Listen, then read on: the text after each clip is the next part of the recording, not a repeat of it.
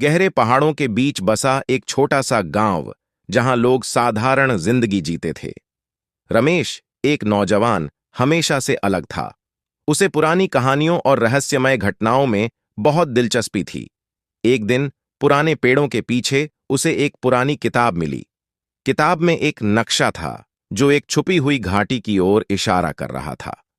नक्शे में लिखा था, जो इस घाटी में पहुंचेगा उसकी जिंदगी बदल जाएगी। रमेश ने तय कर लिया कि वह इस घाटी का रहस्य जानने निकलेगा। वह अपने दोस्तों से मिला, लेकिन किसी ने उसकी बात पर विश्वास नहीं किया। अकेला ही उसने अपनी यात्रा शुरू कर दी। पहाड़ों, नदी और घने जंगलों को पार करते हुए उसकी यात्रा बेहद कठिन थी, लेकिन उसके दिल में उत्साह और आंखों में चमक थी। जंगल के बीचों बीच रमेश को एक अजीब सी आवाज सुनाई दी। चारों ओर घना सन्नाटा था। सिर्फ कुछ अजीब सी आवाजें उसके आसपास थीं। अचानक उसे एक पुरानी इमारत दिखी जो समय के साथ टूट चुकी थी। उसने सोचा कि शायद यहां कुछ सुराग मिलेगा। रमेश ने खंडहर में प्रवेश किया। दीवारों पर प्राचीन चित्र और रहस्यमय चिन्ह बने हुए थे। जैसे ही उसने एक चिन्ह को छुआ, दीवारों में हलचल हुई और एक गुप्त दरवाजा खुल गया।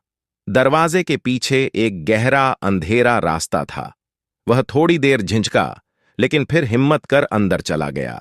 उस गुप्त रास्ते से गुजरते हुए रमेश एक खूबसूरत घाटी में पहुंच गया। चारों ओर हरी भरी घास, रंग बिरंगे फूल और पानी की एक स्वच्छ झील थी। घाटी इतनी सुंदर थी कि वह मंत्रमुग्ध हो गया। उसे समझ नहीं आ रहा था कि वह कहां आ गया है, लेकिन उसे यहां शांति का एहसास हो रहा था। घाटी में घूमते घूमते रमेश ने देखा कि वहां कई पुरानी मूर्तियां थीं। हर मूर्ति की आंखें कुछ बोलती हुई सी लग रही थीं।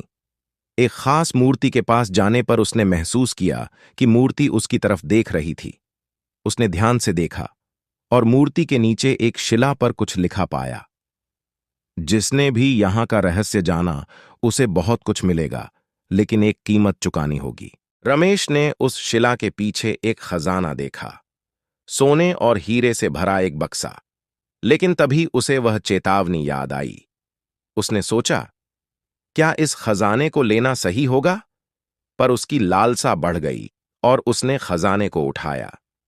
खजाना उठाते ही पूरी घाटी में एक झंझावात शुरू हो गया।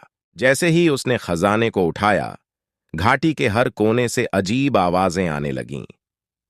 पेड़ हिलने लगे और मूर्तियां जैसे जीवित हो गईं।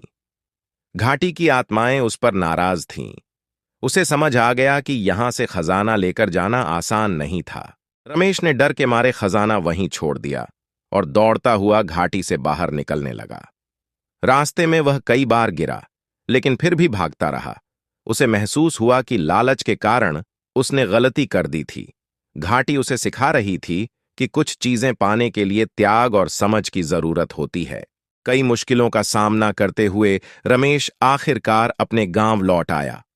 वह अब पहले जैसा नहीं था। उसने अपने दोस्तों को घाटी की सच्चाई नहीं बताई, लेकिन उसने जीवन में एक नया दृष्टिकोण अपनाया।